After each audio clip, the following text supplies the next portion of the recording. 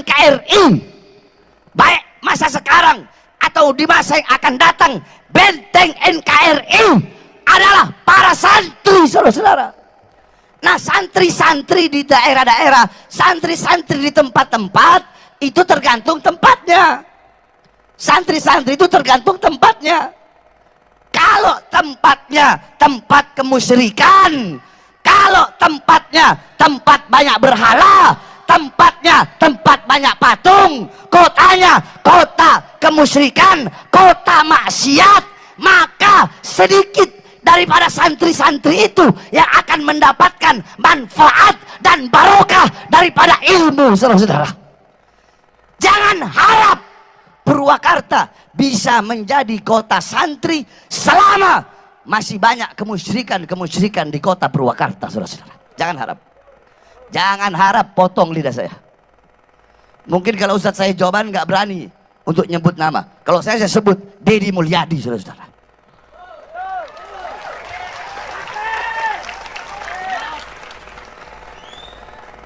Ya kenapa Jokowi aja saya sebut, apalagi Deddy?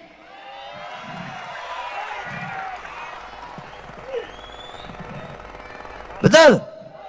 Betul? Betul? Saya nggak ada urusan, saya nggak ada urusan. Nggak ada urusan saya. Iblis saya makan kok. Deddy lagi. Dengar-dengar mau nyalon gubernur dia. Mau nyalon dia ya, dengar-dengar. Kalau dia sampai jadi gubernur, kemarin Purwakarta jadi kota kemusyrikan, kalau dia sampai jadi gubernur Jawa Barat, maka Jawa Barat akan dia bikin jadi daerah yang penuh dengan kemusyrikan, saudara-saudara. Makanya yang kayak begitu harus ditumbang. Harus ditumbang. Bodoh amat, terserah. Kalian mau bilang saya apa kayak terserah. Kenapa? Saya tidak rela. Saya bukan orang Jawa Barat, saudara-saudara. Saya orang Sulawesi, tapi saya tinggal di Jawa Barat. Di mana saya ditinggal, di situ saya junjung, saudara-saudara. Di mana saya tinggal, jangankan tinggal, di mana kaki saya berpijak, maka di situ semua adalah saudara-saudara saya. Siapapun mereka, siapapun agamanya, apapun rasnya, apapun sukunya, apapun warna kulitnya, selama kaki saya menginjakkan kaki saya menginjak di tanah Indonesia, dimanapun wilayahnya, dimanapun kabupatennya, dimanapun kotanya, dimanapun daerahnya, maka saya akan berada di pihak rakyat untuk membela rakyat sampai titik darah penghabisan, saudara-saudara. Allahu Akbar. Siap lawan kemusyrikan. Siap lawan kemusyrikan. Siap lawan kemusyrikan. Allahu Akbar. Enak aja mau jadiin Purwakarta kota kemusyrikan, udah dijadiin malah. Jangan. Purwakarta kota apa? Banyak anak buah yang nggak ada urusan. Bahkan nggak ada urusan. Bahar bin Smith nggak ada urusan. Saya udah gak ada urusan, saya gak peduli. Saya mau masuk penjara kayak udah gak ada urusan. Masuk penjara, masukin saya penjara. Pulang dari sini penjarakan saya. Saya gak ada urusan, saudara-saudara. Mau masuk penjara, ya saya 13 kali masuk penjara. Keluar masuk. Kenapa? Karena saya membela rakyat. Yang saya bela rakyat yang susah, rakyat yang kelaparan, rakyat yang ditipu, rakyat yang dibohongi, rakyat yang tidak disejahterakan. Itu yang saya bela, sehingga saya keluar masuk penjara. Makanya bagi saya sudah bosan, saya sudah muak melihat ketidakadilan bagi rakyat, melihat penyengsaraan rakyat, melihat penyesatan rakyat, melihat kesewenang-wenangan pemerintah kepada rakyat. Makanya saya sudah bosan. Saya tidak peduli mau kalian penjarakan, mau kalian tembak, mau kalian racun, mau kalian bunuh, saya tetap akan tegak berdiri, berada di pihak rakyat, membela rakyat sampai titik darah penghabisan, saudara-saudara. Siang keluar penjara, malam ceramah, besoknya ditahan lagi. Jadi jangan ancam saya dengan penjara.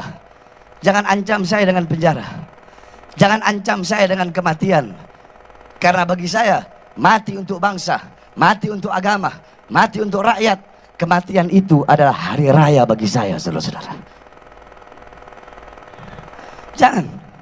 Jangan pernah ancam kami. Jiwa kami jiwa pejuang. Dimanapun diletakkan, tetap kami akan bertahan.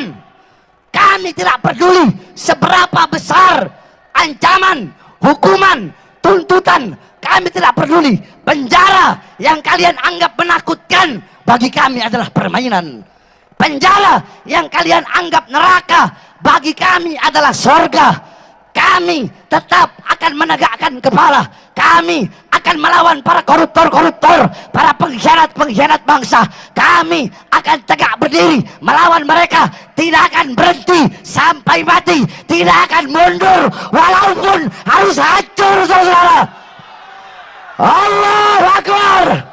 Lagi di Jawa Barat nanti ada orang di depan publik, bukan kewenangannya caci maki orang, menghukumi orang, menghujat orang seenak perutnya, seolah-olah tidak ada aparat di sini. Saya nggak mau. Kenapa? Yang datang ke Jawa Barat harus menyesuaikan dengan budaya Jawa Barat. Siapapun yang datang ke sini, Anda boleh tinggal di sini bersama kami. Tapi jangan coba-coba Anda ingin merebut kehormatan dan wibawa. Berdasarkan konstitusi, konstitusi kita adalah Pancasila. Pancasila nanti diterjemahkan dalam berbagai peraturan perundang-undangan. Pertanyaannya adalah, ada nggak undang-undang yang melarang perilaku seperti saya? Oke, misalnya ada nggak undang-undang yang larang bikin patung? Ada nggak pasal yang mengatur patung itu perbuatan pidana? Ada nggak undang-undang yang melarang kebebasan berpendapat, berpikir? Yang saya sampaikan kan nggak ada. Yang menjadi problem kita hari ini adalah konstitusi dikalahkan oleh persepsi.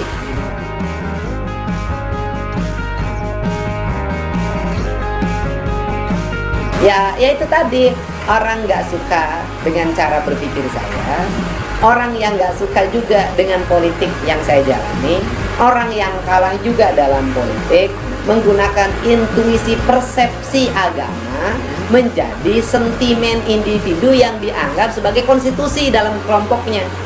Masa konstitusi negara dikalahkan oleh konstitusi kelompok? Masa polisi kalah sama laskar?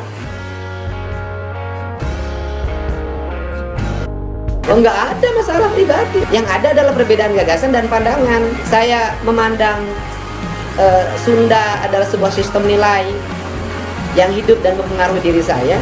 Orang lain menganggap itu bukan. Saya memandang bahwa Islam itu bisa diterjemahkan dalam seluruh nilai-nilai yang berkembang pada sebuah wilayah, rahmatan lil alamin.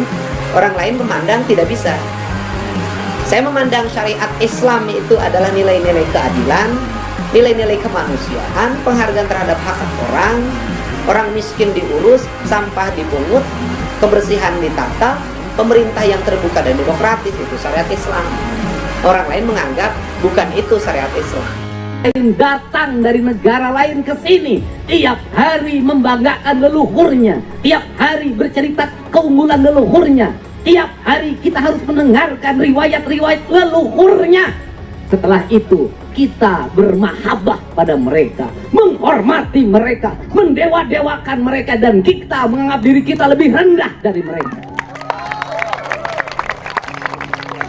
Dan tak terasa domba kita kirim, uang kita kirim untuk mendapatkan air putih agar kita usahanya lancar. Kita keluarkan uang demi mereka. Dan kita semakin direndahkan martabatnya sebagai suku dan sebagai bangsa. Padahal mereka makan setiap hari dari kita. Cerita-cerita dalam setiap hari yang kita dengarkan adalah cerita hebatnya leluhurnya orang lain, solehnya leluhurnya orang lain. Dan saya katakan, leluhur kita lebih soleh dibanding leluhur mereka, leluhur kita lebih baik dibanding leluhur mereka, leluhur kita lebih beradab dibanding leluhur mereka.